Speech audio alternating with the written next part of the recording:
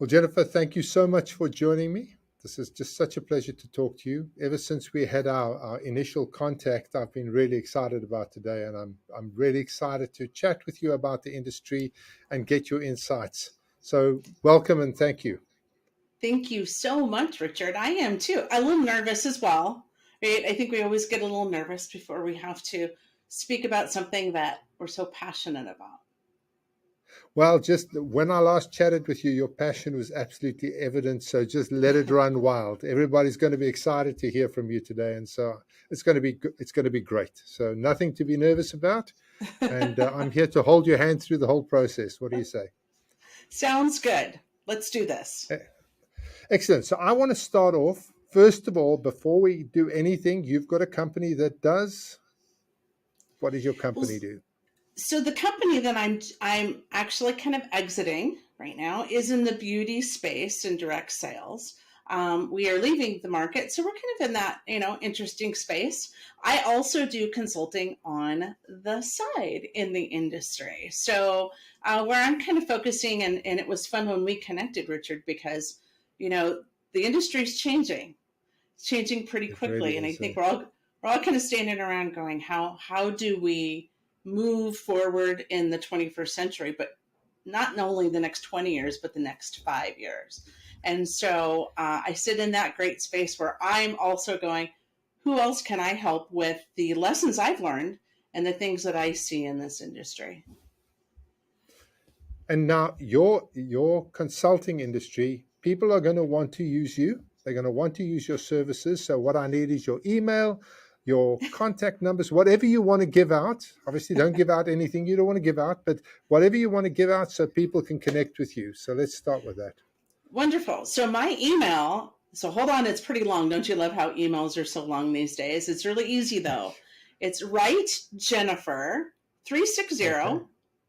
at comcast.net.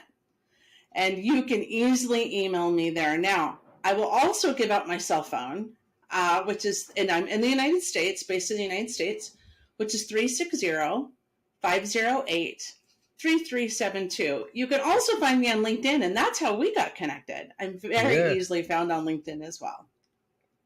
Well, that's awesome. And the reason I give out this detail in the beginning is because some people don't get to the end of the podcast. And if they don't get there, I don't want them to have missed the way to contact you. But we will also put this in the footers on YouTube. Beautiful. You'll be able to see it in the notes, and people will be able to go down there and just click on it and connect with you. And Beautiful. and that would be, yeah, that's kind of a key part of what we're doing here today, is trying to help you reach out to people who are looking for support and help in the industry. Definitely. So, I'd like to hear your story, your journey. How did you get My here? journey. Oh, Yes, wow. your journey. It's an interesting journey because I really fell into direct selling. I mean, I think like most folks in the US had been exposed. I had held parties. I think I had done the Pampered Chef, Party Light, got all my friends around the table to get to my sales to earn the thing that I wanted. And then in 2007, I had the privilege of stepping in the industry with my first company, which was Univera, and they were an MLM nutritional, right? So I just jumped into the deep end and started as really a training manager. And almost 17 years later, here I am, having worked with several large companies in actually three different distinct spaces: multi-level marketing, nutritionals, which is a fun space and a difficult space at times. Also the party plan with both consumer goods, jewelry, and beauty, and an omni-channel of all things. Richard, this is what I've been doing for the last 2.5 years, is a direct sales in an omni-channel space, which is something I'm seeing really come on to the scene for companies, which I can understand in the United States, North America in particular. I was blessed, I'll use the word blessed, to have been connected with, in my journey, those that knew more than I did, those that had much more broad of experience and expertise, and they did take me under their wing, which was great to see their journey, and also to listen to their experiences as the industry has shifted. Throughout my time in this industry, I have been field development. I didn't go to commissions. I didn't go to operations. I've always been in field development and all of those pieces that encompass field development, which is events, which is recognition, which is sales, it's coaching, it's leadership development. And don't want to leave. I think I'm addicted. I've thought a couple of times I should take this show to a different industry and have always decided no. And I think it's the passion I have for what this provides and the people that I have met. Like you, if it weren't for this industry, I wouldn't have met some of the most amazing people, both as distributors, consultants, and also on the corporate side. So as I've gone through this journey, I also made a decision probably about 10 years ago that if I'm going to do this, I'm going to do this right. And in that sense, to be the best I could be, which is also evolving, but sitting back and taking a look at this industry and what's not working anymore, what might work. And I think when we talked last week, it was, I think we need to start getting creative in this industry again. I think we need to start getting excited and finding ways to attract people to our company, our product, and our opportunity. Especially in the first world. You know, in the third world, we still have, you know, it's where America was 20, 30 years ago. But in the first world, it's becoming very sophisticated. Very much so. And I think that that's good. And it's also causes some issues and challenges because we overthink things. Look, I'm great at overthinking anything. As we were preparing for this, I had all my talking points. I wrote it down. I rethought it. And really what it comes down to is bringing things back to where it's simple, easy, and I can jump right in and do the thing that I need to do. Because we're all really busy. You said first world. Yes, we're really, really busy. It's about knowing what to do and then doing what you know. Doing what you know, and then putting those into action to get the result that we want, which for most people, what is that? Income. Absolutely. Well, you know, it seems to me, and I'd like to get into this down the road in this conversation, but it seems to me that people do this for all sorts of reasons. You know, I've met people who just do it because they want to be part of the social scene. I've met people who, even if they're not earning money, are doing it to do the incentives because they want to go and travel to Hawaii or whatever, and they've got no other way of getting there. So, you know, I've met people who've been motivated in all sorts of directions, but of course, commissions is a huge one. And one of the things that you were talking about when we last chatted was about keeping the commission simple, making sure people understand their first steps and all of that. Do you want to just dig into that a bit? Yeah, so I'm a little bit of a comp plan junkie. I have to thank my first director for that in letting me understand that for a good majority of people that will join your opportunity, most likely there's a social connection. Right? First of all, it's a relationship. You might be doing this, and I see you suddenly going off and taking your family on a great vacation that's all paid for, or maybe you're able to pay down a mortgage, get a new used car or a new car. And I've asked what's going on, and I might already know what's going on. And so when you look at your compensation plan from a field perspective, so I'm going to give you a perspective from the outside, because I think that's sometimes where we lose at corporate. We look so much, you know, where's the breakage? How much is it paying out? When we need to look at it from the outside.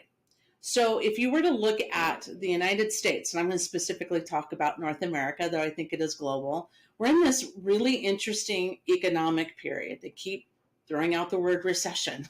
Hasn't quite happened, but we've had horrible inflation. And when you look at those types of economic elements, where does direct sales thrive? Typically in those elements, because my ends aren't meeting anymore. Right? My husband could be working, I could be a single mom, and that paycheck, especially with inflation, is not stretching. I need something to fill that gap. You'll hear it we call it a lot of fun things here in the US, side gig, side hustle. What it really is just another stream of income. So for a compensation plan, when you're looking at it from an outside perspective, is it easy to understand? Look, I love to dig in and where did the generations pay and all of that, but this is what I do every day.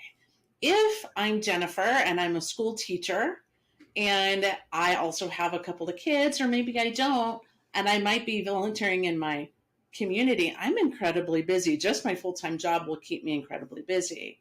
So if you lay down a compensation plan, and some of us have seen it, we lay out the 10-page compensation plan, I'll go a little rummy, my eyes will cross.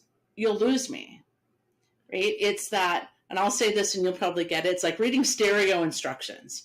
If it takes too many steps, I'm probably out. But if Yeah, you can give me something, huh? they say confused people say no. Confused people say no. Confused people will also get paralyzed. So even if Yes, I joined, I buy your starter kit and it seems overly complicated, I won't do anything with it. Right? If I have absolutely. to take a lot of time to learn your compensation plan or how to get started, I'm not going to get started. So the goal is to really keep it. I go easy, simple, fun. You can make things easy, simple, and fun, and focusing on those initial pieces of the journey and the comp plan. For most people that come in on your comp plan, what are they going to do? They're going to turn around and share or sell with their warmest network. And in that sense, they should be able to do that with a return. And that Yes, return being, a lot of times we look at cash income. It could be branded merchandise. A lot of times it's product. But I yeah. would say if we can get as much money in people's hands, then the most likely they're going to stay and the longer they're going to stay and the happier they are. Because look, though money isn't the key to happiness, it pays my bills, it keeps me warm, which keeps me happy. Right? And isn't it a case that as soon as the person is earned, even if it's just $10, their belief Yes. gets locked in? It Yes, changes there is how a they view the concept. industry. Oh, there you are. There's a concept which is the effort I put into my business should give me a return. We call it return on investment, right? But if I'm going to spend 5 hours a week on this opportunity I've just jumped into, I should, and if I'm following it, have some idea to get a return. What is that return? Right. And so looking at your compensation plan, how quickly can you get people into the activity that then gives them the return? And then that's where things really need to be broken down simple. I tend to, because I'm this way, because again, we talked about I can complicate things, is the 1, 2, 3 steps. What are the first 3 steps I need to take? I've ordered the getting started kit. What are the first 3 things I need to do? Boom, I've done that. I feel good about that. I've accomplished whatever those 3 steps are. Let's move to the next 3 steps. You kind of add things at a time, not because people can't follow it. It's because they're busy. They're Yes, I busy and they understand. don't want to add complicated to a life that's already probably complicated. I'm with you 100%. And of course, once a person is earning a little bit of money on it, they believe that if you can earn $10, you can earn 50. And if you can earn 50, you can earn 100. And if you can earn 100, you can earn 1,000.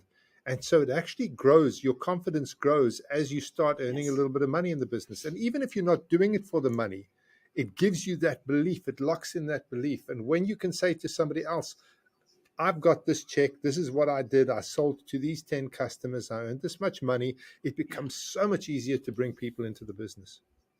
You said it, belief, right? Initially, in the conversations before I've joined, I'm most likely talking to somebody like you, somebody we have a relationship, someone I have some level of trust. I'm also watching what you're doing.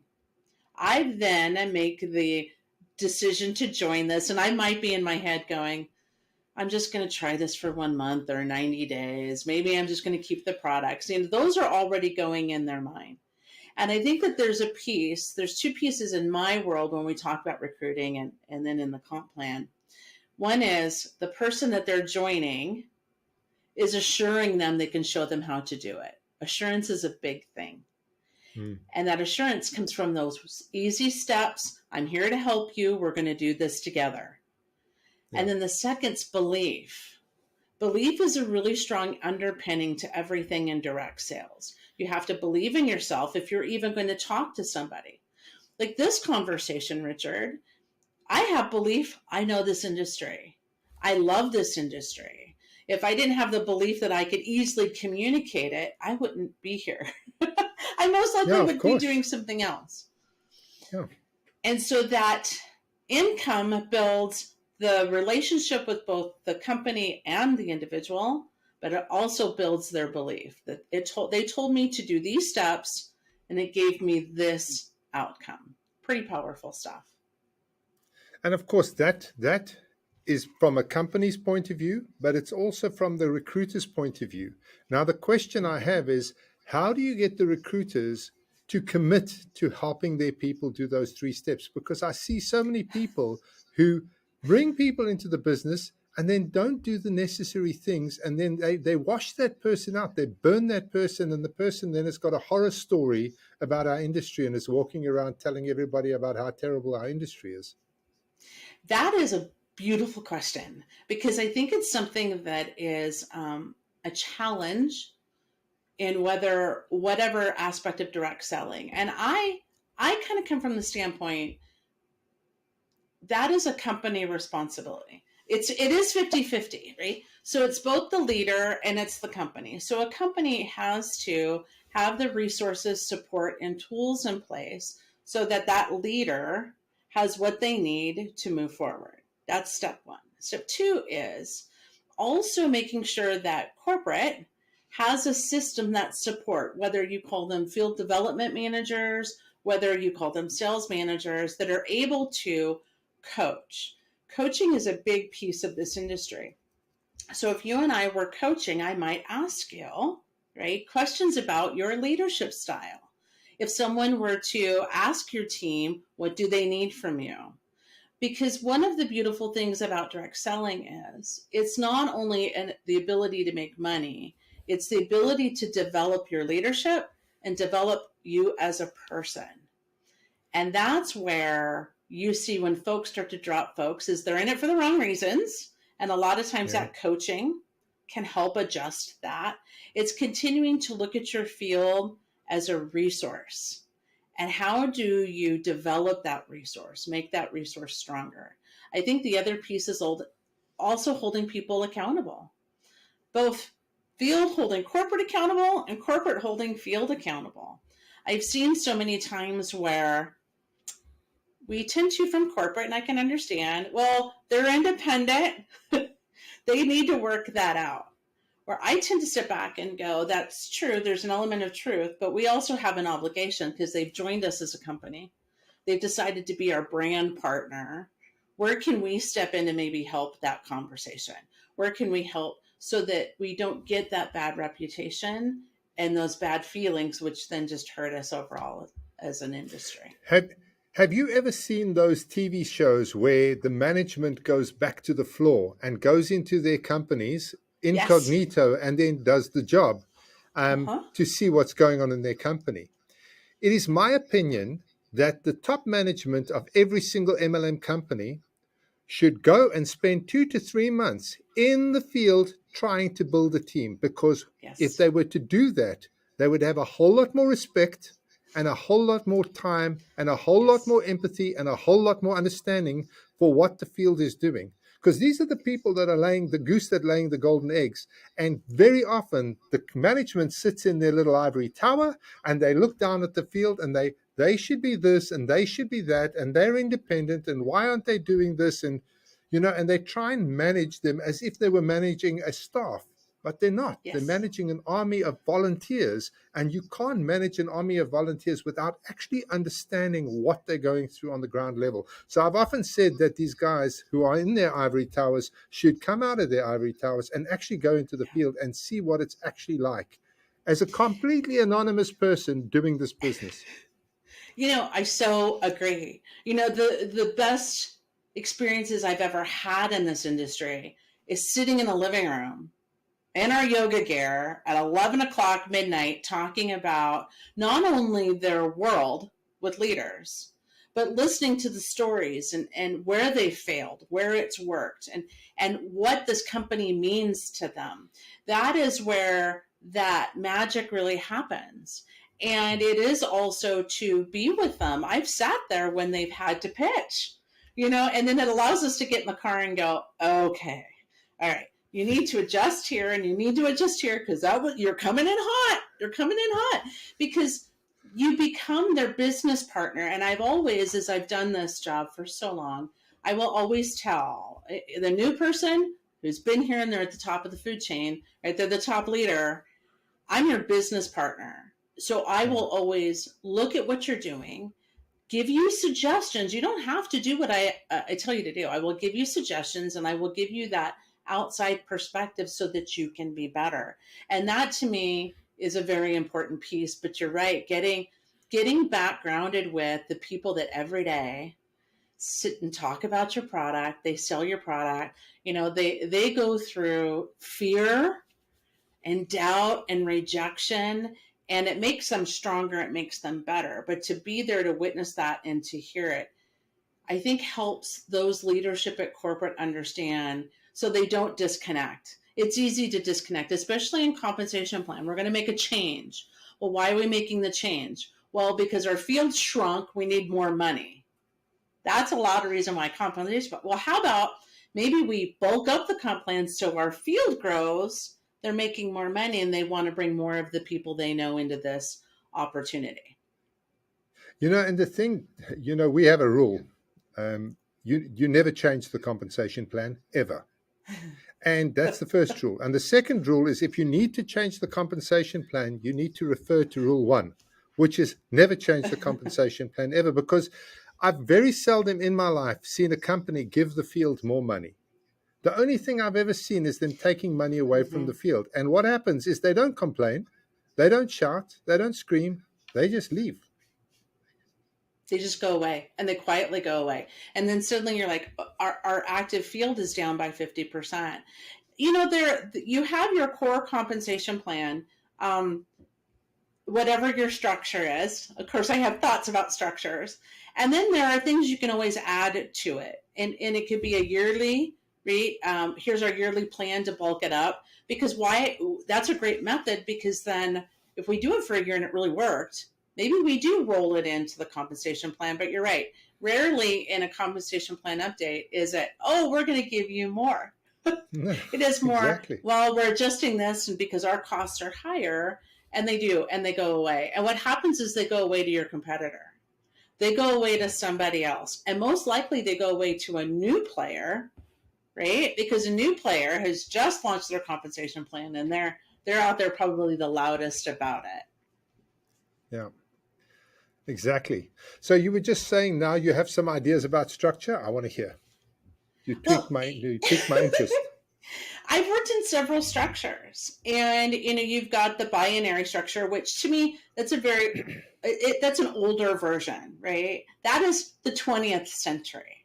I think a lot of the new hybrid compensation plans you're finding are you can build as wide frontline as possible, which I love that one. And the reason why I love that one is if I'm recruiting and I'm bringing you in, I want you as close to me as possible so I can help you on this journey, right? And also in a compensation plan, if you can help those people, you probably earn more. If I can bring all my leaders frontline and help them build teams down. Another thing with hybrid that you're starting to see is these affiliate marketing, right? The brand ambassadors, where you can have folks come in that all they want to do is share. They just want to share. Whether you have a code that's got a discount, but you've got that volume. And now that's a tricky one in compensation plans, but why don't you add that into the organization? So all that volume is flowing up. That leader has that direct connection. The other is making sure that your field can always see the clarity of their organization, the volume, and where people are structured. So I tend to like structures that allow you to build as wide as possible, so then you get that depth. Which most likely, if you're in that structure, you're probably paying on levels. So the wider you go and the deeper you go, then you have a more robust compensation plan. Yes, I actually tend to like those kind of compensation plans as well. Another thing that you mentioned this last time we chatted is the fact that you need to be able to go and make money from day one And so Yes.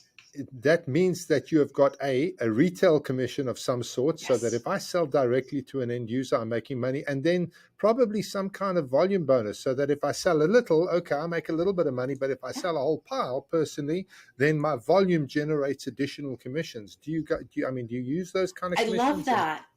I do, because I think one of the things is you should have a good base compensation with this ability to sell more, earn more, because they directly control that, right? When you start to get into team building and you start recruiting and building the team, your volume then's based on whatever Jane's going to do next week, right? But if yes, I have a direct retail commission, I can directly affect that. So if I've got a month, like the December is one of those crazy months, you'll sell, sell, sell. Once you hit the middle of the month, things die off. Well, a lot of times you'll see teams go really quiet because we're heading into the holidays. With that retail commission element, I have control over. I could personally go out and sell and still and keep push. my commissions up. And I love that piece because that's something they can directly affect. So I saw a nice commission compensation element the other day, which I thought, wow, this is absolutely amazing. What it was is that, let's say I recruit you, Yeah. and you go out and you do, I don't know, $10,000 or $1,000 worth of sales, and you earn a volume bonus of, let's say, $500. So you would have earned just $500, but because you did high volume, you earn an additional $500. Now, I would earn a matching bonus on your Mm-hmm. volume, not on your Mm-hmm. retail, but on the volume you increase. So that means Yes. I'm very, very motivated to do sales myself because I want to increase my volume, but I'm also motivated to help you do volume sales because I get a matching volume on yours. So if you do $1 extra, I get $1. You do $100, I get $100. You do $500 in volume bonus, I would get $500 in volume bonus. So that's kind of quite a focus on the Uh-huh. retail side of things. It is. And matching bonuses have been around a while. I love matching bonuses, especially now. Typically, I will always go to the direct, right? So if Yes. here's the person doing the thing, that's as high as it goes. Yes. The reason why I like that is it can help solidify that relationship. Yes, you are monetizing it, but it gets them into the game. You know, the reality is to have some of these behaviors, we do have to reward it. We do have to monetize it. They've never done it before. So it allows that relationship because, yes, I am going to get the bonus, but I'm going to help you get it too. And then I'm going to help you with the person you bring in because it all goes up Yeah, the food chain. But yeah, exactly. Yeah. I So like that matching for bonuses. so yeah, so I love that whole concept of the person can go out and by the sweat of their brow, they can generate the kind of income that they need. And if they are short of money, they can just go and work harder. They're not dependent on thousands of people and you recruit five, who recruit five, and all of those kind of good things that the MLMers team Yeah. to go. It's a much easier thing if I'm dependent on my own activity to go out and generate cash. Yes. So yeah, It's I'm in a simplicity, hundred right? exactly. Because what are the two behaviors really truly? What are the two behaviors we want folks to do? We want them to sell, promote the product, market the product, sell. And then we want them to sell and market the opportunity. So the build. You know, those are the two basic behaviors in this industry. And if you can look at how you compensate that from the beginning, in a way that's pretty profound, that solidifies that relationship and they feel really good about it and they're having fun, right? And then kind of leads me to the other is this idea of the tools surrounding that first initial journey, right? Because remember, we talked about people are really, really busy. They're busy. I don't have time to pick up the manual and read this to get going. Do you have fun roadmaps? I call them roadmaps. They're really high level. They're really easy to follow. It's that concept of 1, 2, 3. It does take effort. I think that's the other piece when you look at, especially in the United States and sort of our compliance, you've got to always say, this is always based on your effort, but what we should show them what that effort looks like, right? Here's a Yeah. roadmap. If you do these things, here's a possible outcome, right? You do more of these activities, you get a higher outcome. Keeping those things very simple. Another one, Richard, and I digress a little bit. Something we do in compensation and training that drives me a little bit nutty is the language we use, right? So if I've never been exposed to this, or I've just held parties in my house, I have no idea what an override is. I have no idea what a rebate is, or a generation, or I love this one, breakaway. Breakaway. Yeah. What's a breakaway? Is let's roll Oh it dear. back. Can you give me 2 seconds? My lights have gone Sure. out. I need to put another battery in here. Don't go away. I'm right here. Okay, my batteries have died. This is too depressing. Oh, this limited electricity in this country is absolutely driving me completely nuts. Oh, my goodness. I'm thinking of writing to Mandela and complaining. I'm not sure he's going to listen to me, but you never know. You just never know. You never know. Okay, almost there. Okay, so this is, I thought this was going to work today, but it just seems to be, it's not quite got the legs. Come on. Oh, man. How's it not going in? Sorry. Sorry, Jennifer, I'll be within a second. This jolly thing is not, it's not behaving itself. There we go. Oh no.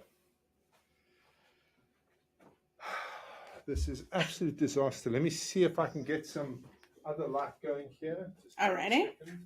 I'm going to move us a little bit down. You have light. Is that working a little bit better? How's that? There you go. Is that better? You're back. And the crowds went wild. I've lost your picture. Are you still showing up on your side? Yes. Okay, that's fine. You can carry on. It'll still be recording on your side. Sorry about that. Okay, I am back. No worries. No worries. We were talking about language. The language Yes. we use now comp plans have to have certain language, totally understand. You have a regulatory environment. But when it comes to your promotional elements and how we teach the field to talk about it, you start throwing in terms and ideas that most people don't know. The rank names even. I come from MLM, and you get a lot of diamond, emerald, ruby. What does that mean? In a world where I have managers, directors, right, VPs, I'm a diamond. Those can be interesting concepts, and it can also be in your language can either pull people close or can push them away.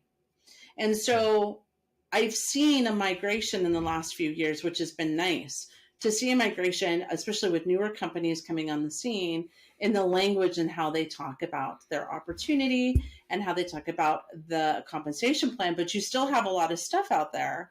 Especially, I have to laugh. You rolled your eyes when you said breakaway.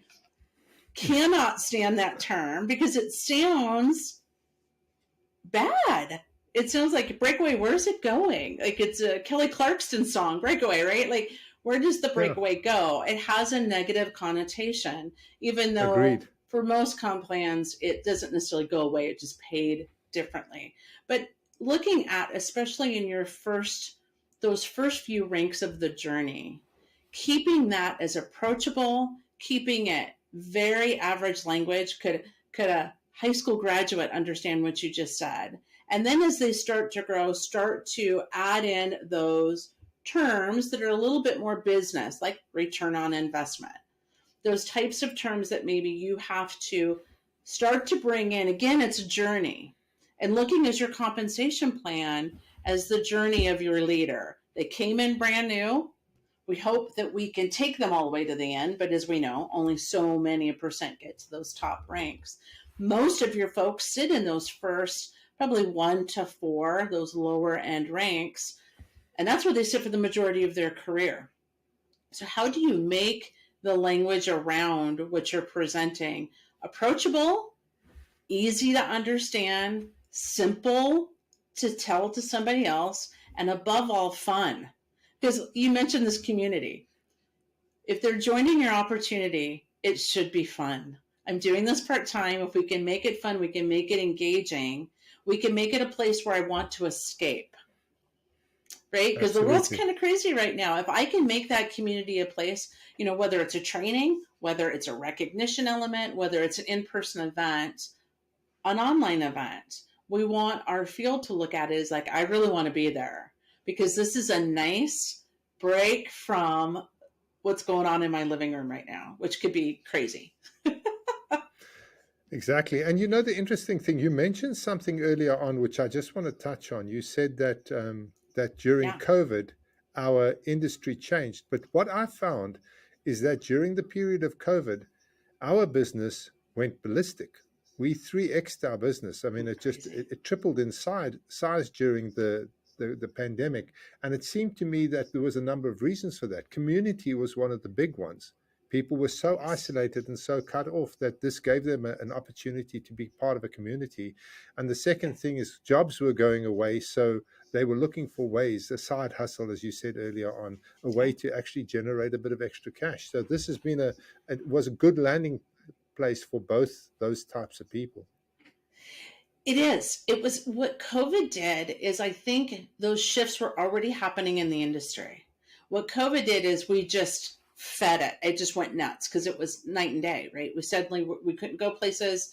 Shopping was taking your life in your hands at some points. You didn't want to leave your home to expose yourself. Where I think as we come out of COVID, what's been interesting to watch the industry is what did we do so well during COVID? Community. We were community building. Now it was virtual, so we all got really good at StreamYard, right? We got really good at Facebook. We got really good at those lives and coming live, whether we had our makeup on and our sweats or we were all done up ready to speak.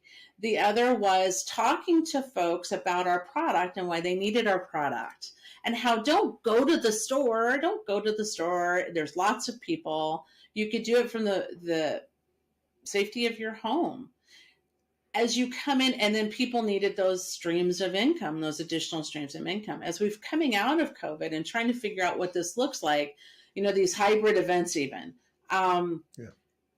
you've seen the community kind of step back, right? It's like what we did during COVID, we just needed to continue doing. Now we could do it in person. What I was used to doing before COVID, which was getting out on the road, sitting in people's living rooms, maybe even being at a resort, being at a hotel, stadium if you have large enough events, everybody being in that same space together, continuing to build community. But this is what I think needs to happen. This is just my own thoughts is, yes, we're going to move to in-person, but continuing to keep that virtual in place. Don't roll back the Facebook Lives or the Instagram Reels or the TikToks, making sure your corporate is just as accessible and having that fun as much as you are at in-person events. In-person events should have a virtual streaming option. I think that that's going to be what folks are going to expect because you have some people that are still leery about being in big crowds. I can totally Yeah, of understand that. course. Or traveling 100%. across the country. You have to keep, I think what we need to do coming out of COVID is keeping both of those elements, virtual, streaming, and in person, as high on that priority list so that you're serving all those folks in the North American market. Yeah, I agree.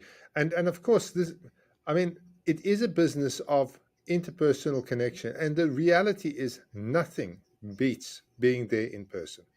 If Yes. you have been, I'm sure, I've sat in rooms with 12, 13, 20,000 people at these big events. And the energy Oh, that's in that room, you cannot reproduce on Zoom.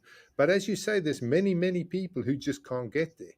There's many people who, for whatever reason, can there join are you many on Zoom. And people, those, yeah, especially international. International travel, because you still have COVID hotspots. Let's not mince words about it. And maybe they don't want to travel across the ocean. I could totally understand that, and we should be able to serve our field wherever they happen to be. You mentioned Zoom. I do a lot of Zoom and GoToMeeting.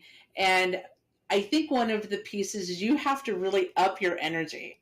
And I love music. So it's not unusual when I did my trainings or my meetings, I would open the room 5-10 minutes before. I'm not on camera and I just play a great playlist. It's the That's energy actually we a great can. idea. Oh, it's so much fun.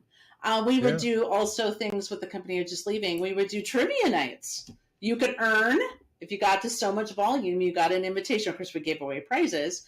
And we didn't talk business. We just did fun trivia, online scavenger hunts. You have to be creative in order to keep that up. Because I'll tell you, I have a little bit of Zoom fatigue, just like everybody else. But it's all in what you bring to the party. Well, that's actually an excellent idea. So that's part of the community building side of things that we were just talking about. Yeah, yeah. Or coming on and just having everybody come into a Zoom room to wish everybody a happy holiday. We did one with Thanksgiving. What's everybody thankful about? Again, it's just that coming to folks, building the community, and allowing them to all speak.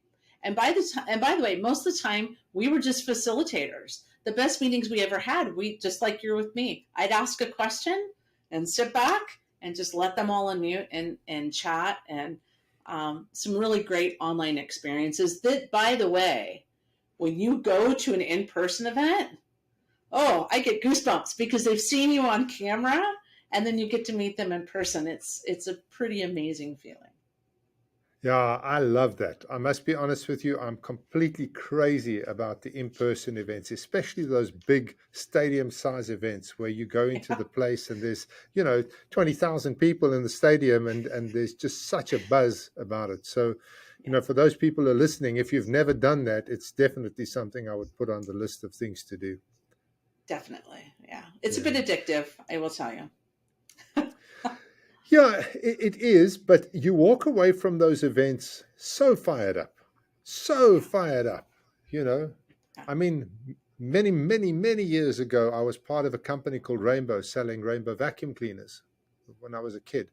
And I went to the States. I won a trip to the States to go to one of their big presentations, and I was in the room with 25,000 people. And when I came away from that, I was more fired up than I'd ever thought possible. I mean, they gave me a hot bath. They got my temperature through the roof.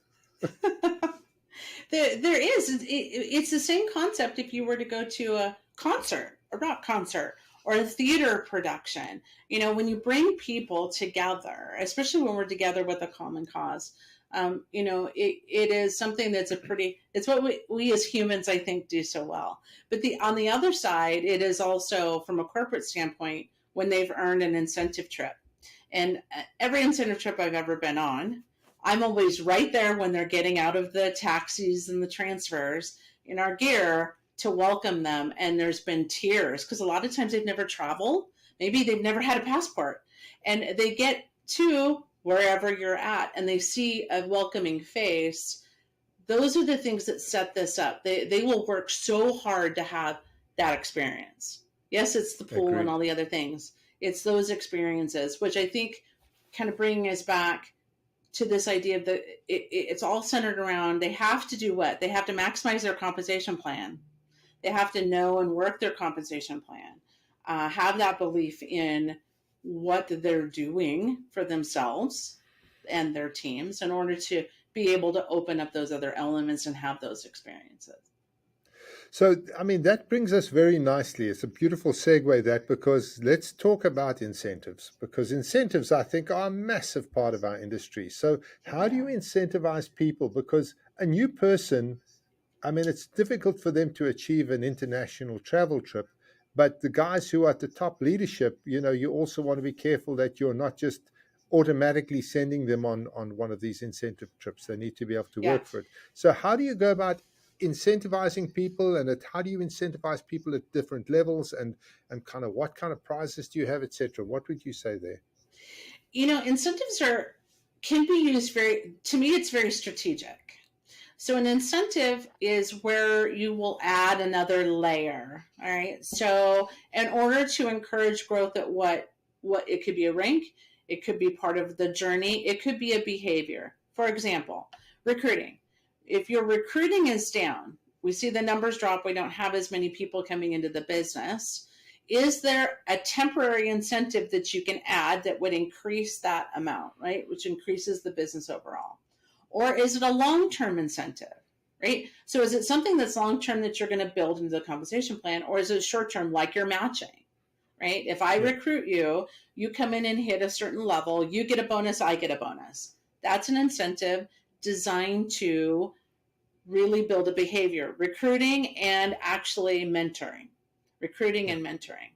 So for trips, and trips are great, and I like trips, but trips can be, as I'll use say the word sticky, because where do you want the trip to fit?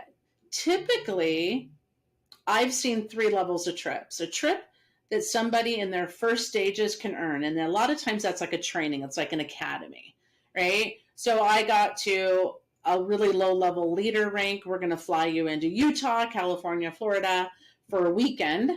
You're going to come in, we're going to wine and dine you, but we're going to train you on how to get to the next level.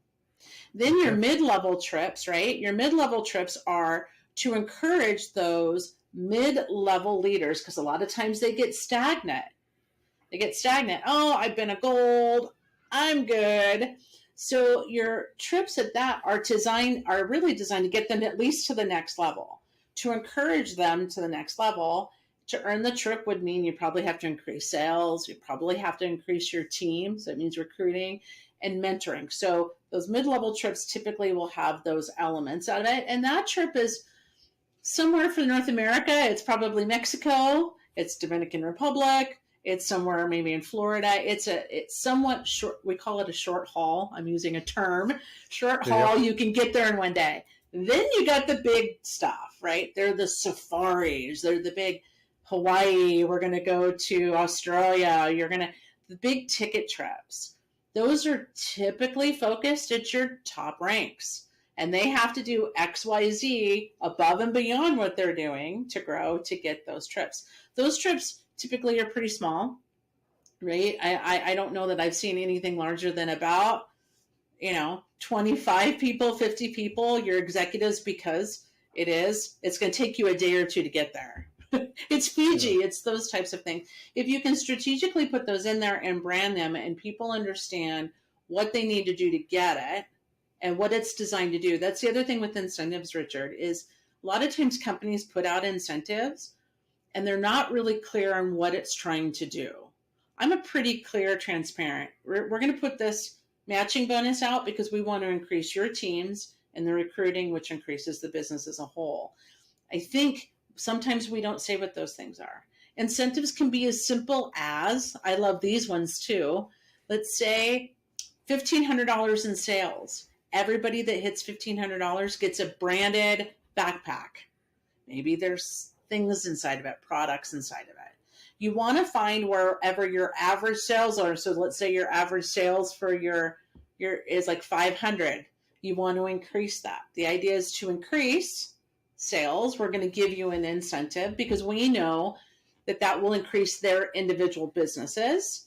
And that brings me to that concept of incentives, whether they're things, trips, bonuses, cash. If we can incentivize them, they win, we win. What we talked about at the beginning with that idea that we change the comp plan to take away. Well, what if we were to add layers to it to help them win more, that they want to talk to their network more and add more people? That it's a different concept instead of scaling back. What if you scaled up? Maybe you start with something that doesn't cost a whole lot, but has the appearance of costing quite a bit. It could be one-on-one training. It could be a special invitation to a trivia night. I mean, I will tell you this. I'll digress for a minute. We did these trivia nights once a month. You had to sell $750 to earn your ticket. It was by the middle of the month.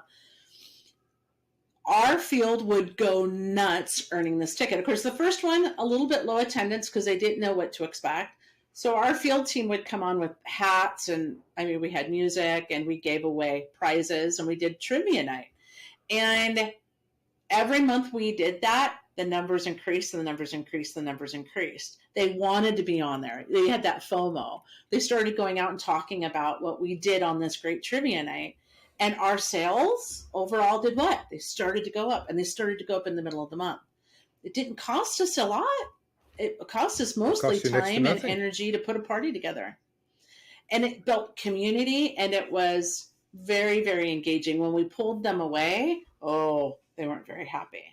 So you have to look at what, and ask your field. Like, here's the other thing. Sometimes we sit around the table and we all go, what's going to drive the field? What's going to drive the field? Like, hey, how about you pick up the phone?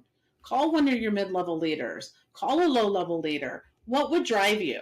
What's something that would really make you want to earn this in your team? Well, sometimes we forget. Ask our business partners. What do they want? Well, okay, we Yeah. can't give you a car every time you sell something, but we could maybe meet in the middle somewhere. Yeah. No, 100%. And I saw, we had a leader in one of the companies I was involved with. And what they would do is they would, every single month, they would take the top 2 salespeople in their organization out to dinner with their Yes. partners. So I mean, it was a simple thing, and it wasn't to a very expensive, flashy restaurant. It was just to a little steakhouse. And Yeah. but the thing is, to have gone with the leader to that restaurant and have that dinner was absolutely sought after, and the people would fight tooth and Yes. nail to be the person who went on that dinner date. And every month it would It be, hey is. guys, who's going to get it? And so it's a small thing, but tremendously effective. It's tremendously effective. And the beautiful thing is, corporate can do it. Your field can do it for their own teams, right? So, Yeah, so what can you put out there that they can mimic, that they can take and run with? And again, life should be fun. We should have some fun. We should enjoy this. We should enjoy the people we work with. We should agreed. enjoy the effort we put into it. And do we? So I guess the question I struggle with, especially in the last year, is, are we as an industry making it fun and easy to participate with us? I think it's 50-50. I think we have a long way to go. And the more we can change that, then the reputation that kind of follows us will also change as well. Yeah, because it's not a case of me hitting up on all my friends and family to try and get them to buy something from me. It's now being part of something that's epically fun and enjoyable. Yeah. And isn't Yeah. that what it's And about? that's what it's about, and we were training the last few years. I've trained, actually the last 5 years, on the recruiting side, is maybe don't talk to your warmest network first. Because the reality is, my cousin's not going to build big in this. She's going to buy because she loves me, right? Yeah. So, but using your warm network, who do you know that would like this? Who do they know? I call it mining other people's networks, because I think you've had this experience. The big leaders you're going to have in your team, your next leaders, aren't your warmest network. There's somebody that you met through somebody that you met through somebody that was really wanting to do this. And so, really training folks to look at that is, ask the question, who do they know? Who Yeah, do they know that would like the product or the opportunity? And introduce them to me. Let's have a great conversation. exactly. So the next thing that I just want to drop into here is recognition, because Oh, I find that to be a very, very powerful driver within our industry. And there's so much that is missed, I think, by corporate by not really following through on recognition. recognition. People like to hear their own name. And though somebody might tell you, I'm not driven by recognition. Well, the minute that you recognize them with their name and they light up like, right, they glow like the sun. Recognition is, it's just that, it's recognizing greatness. I view it that way. So, what is the greatness that I've experienced today? How do I recognize that? And I'm talking from a corporate. And by the way, this can be also with those field leaders. You need to be looking at your organization. What is the greatness? Greatness, sure, it's always sales and it's recruiting, but maybe greatness is that leader of yours that finally went live and did a live on their Facebook, or maybe they did a training and they've been very shy to do that. It's really calling out the greatness that they did. Um, Yeah. you have to always look at the basic elements of recognition. And I think what happens at corporate is we get big budgets, right? We've got all of the plaques and all of the trophies, when sometimes the best recognition is just opening up whenever you're together and recognizing the greatness that's happened. You've got to know your reports. You got a team that can recognize these things. One of the best things we used to do, the jewelry company I was out on the road quite a bit, and I would drop into wherever. Let's just say Jonesboro, Arkansas. I had a great big team there. And I would, in preparation for that, talk to the 3 leaders that were helping me. What are some great things that have happened on your team that are not business metrics, right? Somebody got married. Somebody had a new baby, right? Maybe somebody just graduated from high school, college, whatever, those big things. So give me those other things, because remember, this is community. This is life. Maybe their child just got some great award. What are some other business things? And I would make a note. I'd always do this in prep. And then I would go buy chocolates, something small, right? Or I would bring product with me, and they would have no idea, and opened it up. We're going to recognize greatness. We're going to start this with recognizing some great things. We're going to do business, and we're going to do community. It takes a little bit of prep, and it takes communication. You can even do that on a large scale. I've done that at huge conferences as well. Not so much the personal, because you don't want to start celebrating birthdays at every big conference, but it's having and asking for those stories, right? So that you can recognize that. And you can recognize that sometimes you don't even have to give a gift. But I will say this, when you are recognizing your business, and you should have a grid, I call it a grid. So it starts here and it builds out, right? So meaning, if I hit a mid-level leader rank for the first time, that congratulations needs to come from most likely a mid-level executive. Whether it's a phone call, whether we all get on a Zoom, it needs to be acknowledged by the corporate. You were talking about the ivory tower. They need to start recognizing, and it could be me getting them the notes and going, say these things. This is the name, right? Your team should have your back to say, this is who they are, here's their personalities, go. Yeah. That means so much to those folks, because they're doing this at home in middle Arkansas. They may or may not have been to the corporate offices. There may not be corporate offices, but people are what make that important. But understanding at what level they get what. And sometimes those most important elements are who's recognizing what that new rank is. We did, with the jewelry company I was with, I had added a streamer. This is interesting. And I haven't been able to do it anywhere else.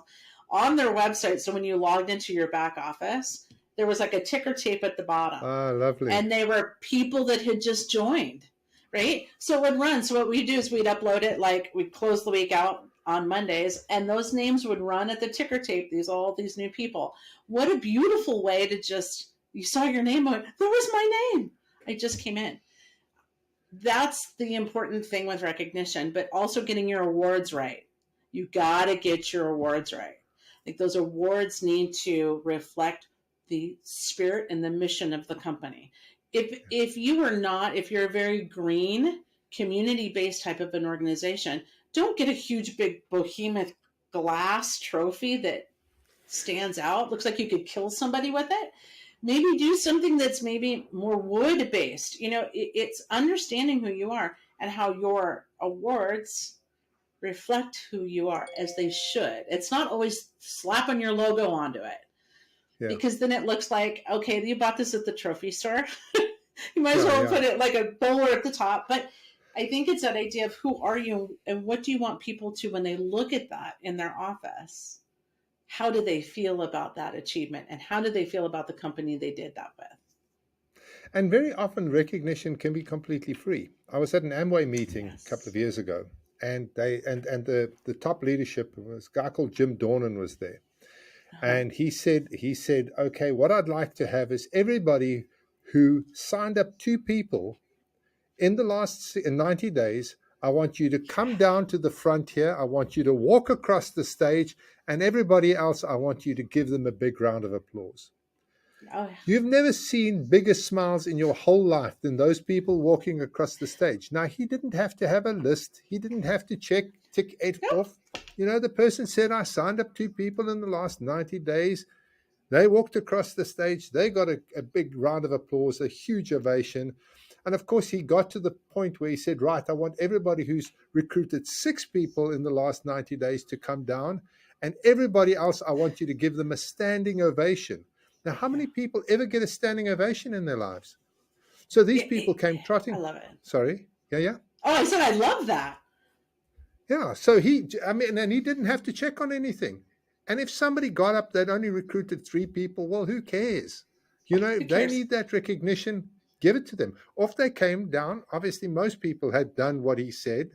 They walked across the stage. The entire audience, there were over 12,000 people there. The entire audience stood up and gave these guys a standing ovation for the entire duration that it took these people to walk down from their seats, Yeah, across the stage, and back to their seats.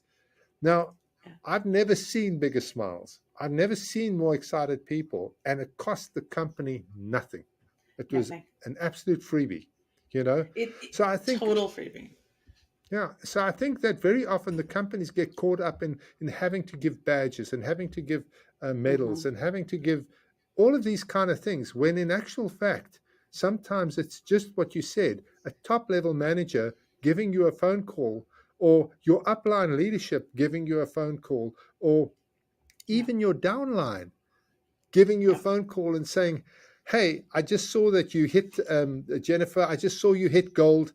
I'm so proud of you. It's so great to be part of your network. It doesn't even have to be your upline. It could also be your downline, just recognizing your achievements. And that can be very easily driven through software, because yeah. nothing stops the company sending out an SMS or a communication, an email Uh-huh. to the downline of somebody who just got gold, and say to them, hey, listen, Jennifer just went to gold. Why don't you give her a call? So suddenly Yes. 500 people all photo you to say, well done. And again, that recognition is free, isn't it? It is free. And like you were talking about the SMS and the text messaging, and we have so many ways to communicate today. And it's apps and it's software. Another fun one, it was a former Amway leader that would do this, and he had a huge organization. It was the first company I was with. Would have somebody stand up. It was a great recognition, and said, who enrolled you, who brought you in, and had that person stand up. Suddenly all you had, everybody in the room. It was that That's connection, amazing. the What an excellent recognition. idea. Yeah, and it was so fun to watch them. Okay, so I brought you in. Who here did you bring in? Can you all stand up? And they'd all say, now who did they bring in? And it's that idea that how connected we all are, and it's free. And I think that you're right. Sometimes, especially larger companies, get so caught in their structure, what recognition should be, instead of really, let's put the money where it needs to be, and let's come back to bringing what we bring so well to the table, which is ourselves, and the looking at and acknowledging greatness. What's the greatness in our organization? How do we acknowledge it every day, every week, and every month?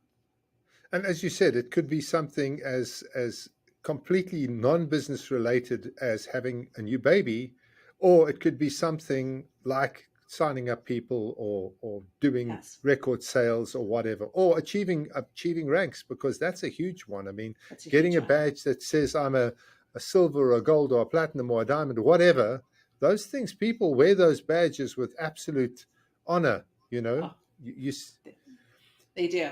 And I've seen something too, and I would say anybody that's listening to this, if they're running, is your low ranks, right? That journey, most likely they're going to stay there for the majority of their career. How do you, when you're at your events, acknowledge, like you said, a rank advancement? Maybe that first rank bump. You might have 1,000 of them, let's say in a year. How do you, like you said, bringing them on stage and allowing them to get that applause is really powerful, because sometimes we focus so much at those other ranks and they get awards and they get this. Is really those first couple of ranks, depending on how large your rank system is. Where do you find ways to really recognize them at your events, online, that know how valuable they are, and what an accomplishment it is to achieve that first rank. That first rank is a big achievement for most folks. Yeah, absolutely, because that is what keeps them in the game, because retention is a huge problem. So again, nice segue here. Let's talk about retention, because one of our biggest challenges in our industry is retaining our people. Very often we're just churning people through the business and we're losing them as fast as we're bringing them in. Retention is a challenge, and I think that it kind of comes back to it's a combination of all the different things we're talking about. I think that retention is looking at your compensation plan, making sure that they can come in, do the activity, and get paid for their efforts, right? That a lot of times is why people will step away. I think the other reason why a lot of times people step away in those early elements of their career is us not training their leaders to be good leaders, mentors, and coaches. A person that comes in and joins you is independent.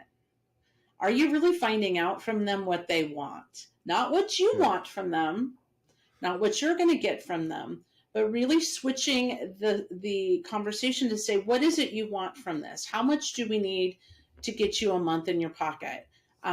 Because we know that those are the things that do keep people in. It's that easy, simple way. I can do these things that get this income, but also teaching those leaders to be more coach, to be more centered on what it is they want, right? What is it their team needs? Because you can have a team of 30 people. I'm going to tell you, you have 30 different reasons for being and 30 different reasons of why they're there. And I think that the other piece too is allowing people to understand this is your journey. What is it that you want? Let's help you get there, right? If you will get there when you get there, and your journey will change. But let's serve you, and I will use the terminology, serving people where they're at, not where we want them to be, unless it's at where they want to be. Serving where they want to be and creating that community so that you have the long term, if you've got a strong community and you're serving your folks through the compensation plan and through easy training, another company that might come along, and by the way, I've seen this happen. No, I'm just not interested. I'm happy where I'm at. Do you know how powerful that is? Keeping people happy where they're at, then they won't leave or they won't quietly go away. But that takes the viewpoint from corporate that the journey is 50-50. It's 50-50 in what corporate does, and it's 50-50 in the field. And we're in this together, which means we should be developing each other, steering each other the correct way, having those coaching conversations to say, oh, don't say that. Do you know how a person communicates? Did you ever have that question? You're texting this poor person who doesn't like text message, would rather have a phone call. Those are things that I think corporate, is an obligation. I think that now whether the person takes what they're taught to move forward, obviously that's on them. They're independent. But how much are we really putting in to develop them to be just better people? Because if they're better people, then a lot of your issues resolve. Yeah, build the people, you build the business. Right. And removing those things from the business that seem like they're being taken advantage of. Right. So I'll throw this one out. I know it's still a big player in our industry, is the idea that I have to have an auto order of so much product in order to get paid.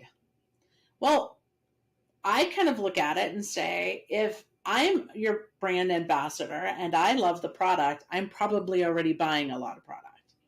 Yeah. So you have elements like that are still in play to go, don't force me to buy a certain, whether it's volume or a dollar amount, because if I've joined you and we're doing this right, I'm already buying that volume. Though I have seen where companies have allowed customer volume to count for that, but auto order, I tend to shy away from those and go, I don't like to force an order.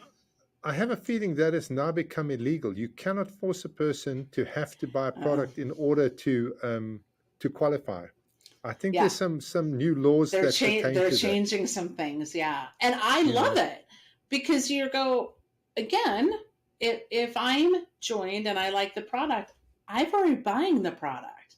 I'm a product Exactly. ambassador. I'm probably buying a lot of product. Yeah. And if you're not buying product, that also that says a lot about the business. It says a lot about the product, Yeah, doesn't it? it does. So that brings us to product. Ah, While we're on the product. product, how important is a good product? Oh my That is gosh. the question. Product is going to be foundational, right? It is what you're going to build everything around. So, direct sales is supposed to be where you're getting a product that maybe you couldn't buy at Target, at Costco, at Walmart, right? So, but you've seen where that started to shift a lot. And that concept is really removed. And where direct selling has come into this, it's about the nature of the selling experience, the buying experience, right? That you're able to buy from someone you trust, that can walk you through, that can educate you. When you go into a Target, and I'm sitting looking, I'll use beauty, I'm looking at a whole row of shampoo. I'm just reading labels where if I show up at an event or I'm talking to a friend that's selling a shampoo line, she can then give me additional information, he or she, and can walk me through the process. Here's where I think with product, it's going to be interesting to see how this fits out in the North American market, particularly in the US. A lot of times, your MLM party plan direct sales product will be a higher price than what you could get at a store. Direct Yes. sales and your party plans, you see a lot more promotional pieces, right? So they'll tend to bring it down, where MLM tends to stay fairly consistent. And I would say, I think you need to find where you price your product correctly to pay out, obviously, in your compensation plan, because you're here to make money. It's a Yeah. company, everybody should be making money. But where do you price it right so that it is, someone might go, oh, that's about $5 more than what I would get, but it's worth it for me, because that $5 allows me to help somebody build a business, but I actually got that $5 in training, product experience, samples that I didn't get from a typical brick and mortar store. So product is very, very important. Knowing your product, how to position your product, how to talk about your product, knowing your compliance around your product, right? So if they're eating it, if it's nutritionals, you really have to understand where your compliance sits as well. There's a compliance with your beauty areas, but where is your product distinct and different from other products in the mix? What is the one thing, and there's maybe more than one, that positions your product differently? Uniquely. And the other thing is, of course, you've got the opportunity, once you are sitting with this new distributor, it's unlike any other way of selling in the world, because I sit with you and I explain to you why this product is amazing. And I train you on why this product is amazing. And we experience the product together. So by the time you've finished, you are completely Yeah. locked into why this product is so amazing. You could never get that kind of advertising anywhere in the world. And if you've done a good job of that training process, even if the person doesn't stay a distributor, they always remain a customer. Always. If you've done it, and you're right, they joined you as a distributor, and then it just didn't work for them. They found that they really weren't that interested. You do see a lot of times they'll still continue to buy from you. So starting with that's why that product piece is so important. It is them having that experience and why we're even having the conversation in the first place. I would also say product and also value, your values Yes. of the company, right? So, because in the world we live in, we want to know who we're buying from. We want to know what the company values are, and how they speak to them. But that should come across, though, in the product itself and how it's packaged and how we present that. Your values should come through. And of course, people who are well educated on the product become super enthusiastic about the product, because Yes, yes. enthusiasm is based in a strong, heartfelt belief. So if you can get people to believe in the product intensely, then the next step is very simple, because they become enthusiastic, naturally Yeah. enthusiastic about the product. Well, they want to introduce you to their friends and their family and their network, because they trust and know what you're going to bring to the table.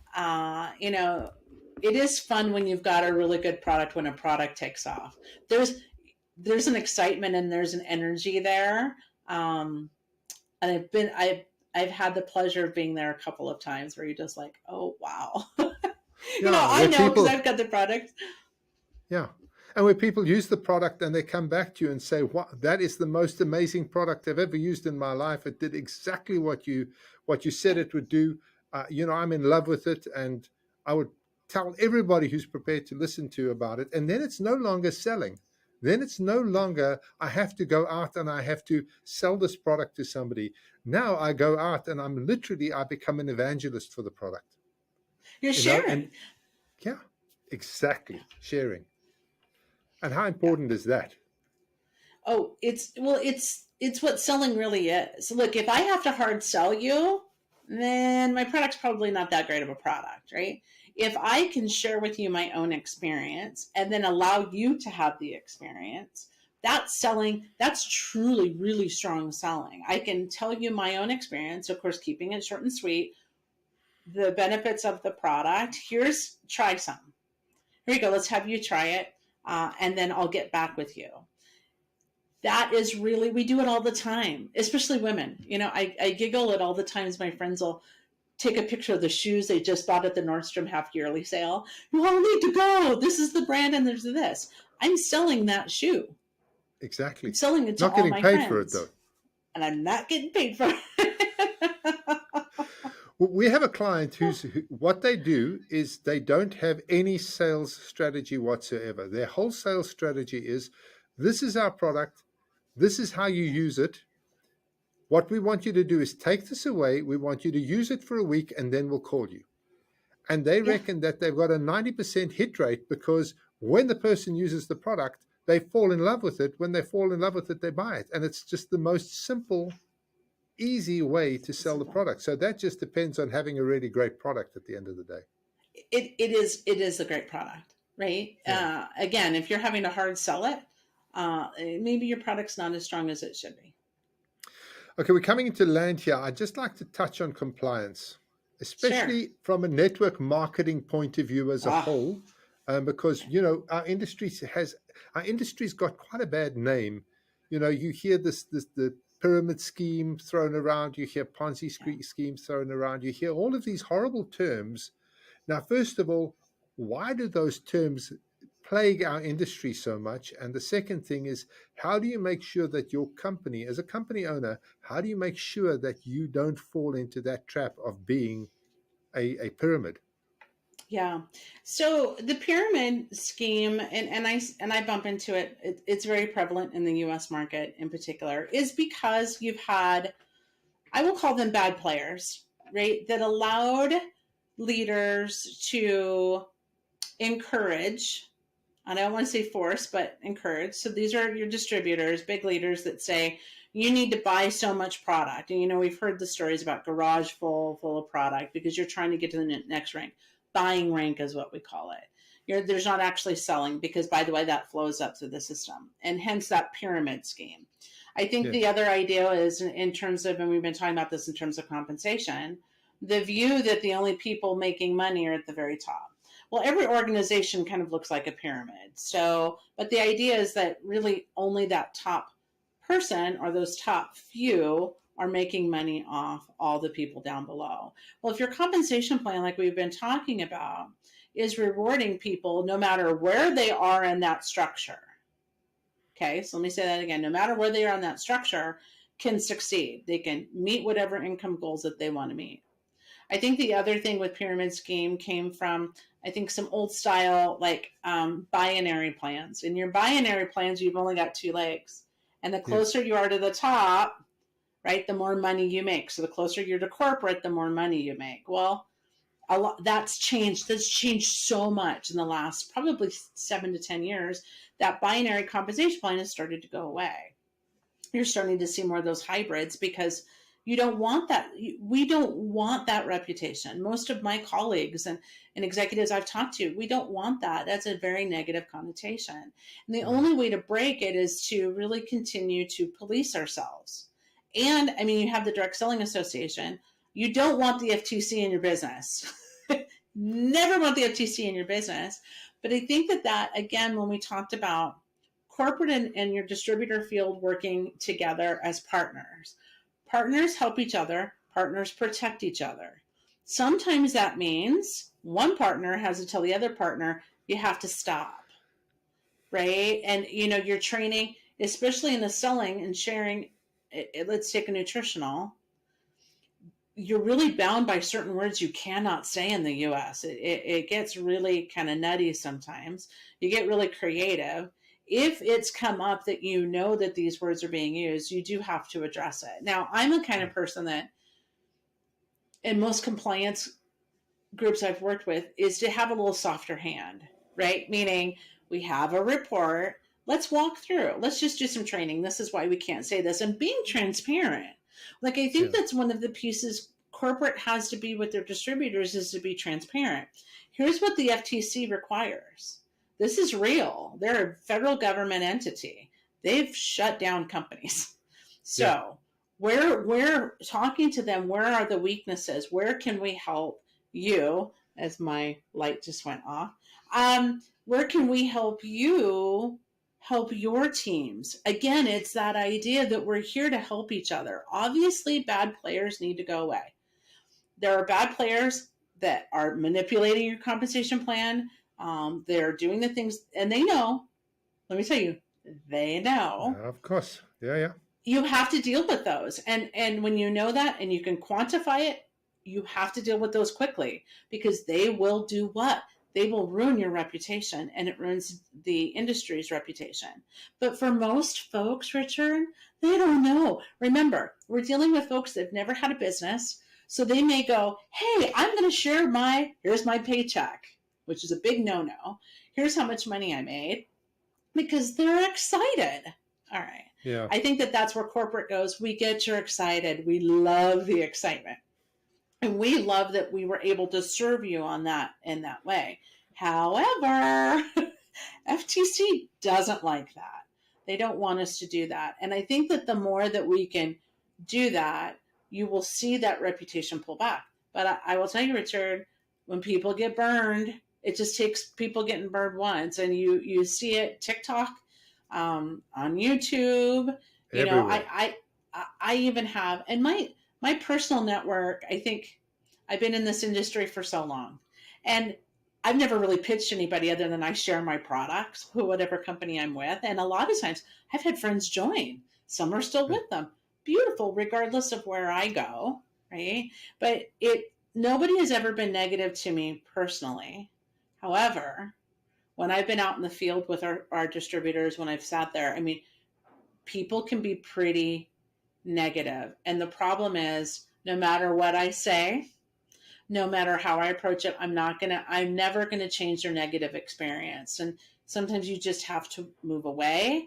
However, I think companies have an obligation both to their company and to the industry as a whole, because look, if you were to go out there with the idea that I'm just going to do what I want to do and those people will join me, the problem is everything's circular. It will come back to haunt you. It always does. And you don't have to be heavy-handed. Compliance, some of the best compliance officers I've ever worked with work directly with their field teams, right? And most of the time we were the voice first. Hey, you did the thing. You're not supposed to do the thing. Jen, and I always would say this, Jen's going to call you first. Now, by the way, my compliance officer's like, right? Because I could change that behavior and get them to feel good and know that they're learning. Look, we get it. This happens. Instead of slapping fines and auditing accounts, we can handle those things quickly. Do the big things happen? Yeah, but they really don't happen that often. The big bad things are pretty rare. Most of the time it's just Jane's excited. And she went and said something crazy. And she said that this nutritional will stop your pain. Poor Jane, right? Pain and Jane. She's because it stopped hers. So the FDA is like, oh, you really can't say that. But I think there's an obligation that when we hear it, again, kind of like recognition, acknowledging something's there, see it. Let's use our field team to interject and then help them. I will tell you, most of the time I've done that, they never did it again. And they trained their teams because I came at it like. Yeah. And look, there's a lot of companies who are breaking the rules just through ignorance, not because they want to break the rules. It's just because they don't know Yes. better. And I was just Yes. chatting with a lady from, she's from somewhere in Nevada. Where was she? I think she was in Las Vegas, actually. Um, Yeah. her name's Donna Marie. She's got a company that specializes in helping companies do compliance. And Ah. she was saying that the FDA, it's not just the FDA, that the I can't remember what other organization that runs the MLM space, the laws. For every single claim, false claim that they, or every breach of their terms that they find on your website or that your people are doing, Uh-huh. they fine you $50,000. Uh-huh. So if you've got 10 erroneous claims or things that you shouldn't have done, you Yes. $500,000 down the road. So it is something, compliance is something that you've actually got to take pretty seriously as a You company. have to take it. You have to take it seriously, and you have to make sure, like, your policies and procedures are tight. Like, you should have those. Should be that's what's running everything. Your policies and Mm. procedures are the rules by which you're asking your distributors to play how we do business. Yes, they're long, they're boring, it's very legal, but you need to have those clear. You need to have those written out, right? Your compensation plan, you can have your version that uses very, very easy to use language, but you should have where it outlines all your terms, because that's that obligation as a company to have everything very tight. You know that nothing's going to fall through so that you can work with your distributors. There are players that will purposely break the rules for a short-term gain, and that hurts us all in the long run, right? And a Exactly. lot of times Yeah. they come in, they're gone within 5 years. Those are the ones that are frustrating, probably to Donna as well, because we work hard to keep this industry legitimate. It's a legitimate industry, with rules and laws that govern us, with real consequences. And I think that companies that partner with their distributor field really well and explain it and understand it. The other is your compliance team should be visible to your field. I know they don't like it. A lot of times they're lawyers, right? But I will tell you, most that I've worked with, having them participate in your large events, have them be there where you could focus. It shows your distributor field how important it is, and that Yeah. they're not alone, and that they can call and they can ask first is always a great rule. Yeah. And of course, if you are starting an MLM company, better you get these things right, Oh, because it's much yes. cheaper to pay the legal eagles than it is to pay the fines. And And yeah, and you there's can some land up in great jail. It's companies not out there. just, Oh, it's not just, it's not just play. You can actually land up getting yourself into very serious trouble. well, and you can find yourself, there's some great companies out there. Oh, there's some phenomenal companies out there that help with that compliance at the startup. But it's here's what happens when it goes wrong. It goes spectacularly wrong, and then that gets out. Right, the PR gets out there, our reputation stained. I'll never forget getting called into a meeting. I had been here in Utah for about 6 months, and it was a big company that was growing, that had played the game we were just playing. They were allowing distributors to do things that were not legitimate, and employees showed up, and the doors were chained, and the And that's company the was end of gone. it. And that's the end of it. And that always makes me sad. It makes me sad for the employees. It makes me sad for the distributors. But it also frustrates me because guess what? They knew. There's a group that knows, and they knew what they were playing, and they knew the game they were playing. They just looked the other way. And that's where I tend to say, corporate, don't look. If you're legitimate and you're wanting to do this and you're really wanting to provide the best opportunity out there, don't look the other way. You're going to Yes. want to sometimes, because like you said, it might cost me, but that cost on the upfront is going to save you in the long run. And the longevity of the business as well. I mean, you Yeah. can't flaunt the rules and stay in business No, for a long time. It just doesn't work that way. it doesn't work that way. So, Jennifer, this was amazing. I thoroughly enjoyed this conversation. You This see, there was was nothing to be fun. nervous about, hey? I Nothing to be know, nervous nothing at about. all. Yeah. I'm a teddy bear. It's easy. You are. And I could talk for hours. My poor husband, he's been with me. He's just like, you really do. I have a passion for this industry. I believe in this industry. I think we're evolving. It's not going to go away. I think what's going to happen in the next couple of years, we're going to figure out a way to even make it stronger. You look at the Agreed. big players, the Avons, the Mary Kays, those that really helped us, Amways, that started this and gave us strength. I think you're going to see a lot of these new players. I'm hoping my voice gets heard as well as we look at providing great products, amazing opportunities, communities where people want to join us, that serves them and they get recognized for it. 100%. Well, I want to ask you to please give out your email, your contact details again, because Okay. you've obviously got a tremendous amount to offer people who are getting into this space. So shoot, where can they get hold of you? Okay, so my email is Wright Jennifer 360 at Comcast.net. And my phone number, my cell phone, is 360-508-3372. I'm also on WhatsApp. So if you're outside the United States, I know how cell phone bills can get. You can find that number on WhatsApp easily. And LinkedIn. Okay. So I'm just going to spell that out for everybody. It's WRIGHTJENNIFER is the front at? Correct. And that's at 360. 360, okay. At Comcast.net. Comcast. That's COMCAST. Correct. Perfect. 100%. Well, Jennifer, thank you so very much for spending this time with me. I really enjoyed it. I think this is going to be well loved by everybody who listens to it. And I can't wait to get it up onto our channel. It was absolutely amazing. Well, thank you. Thank you for reaching out, and thank you for the connection, right? I mean, we're networkers at heart, and I think anytime we can bring all the voices together and our experiences, we just are stronger. Awesome.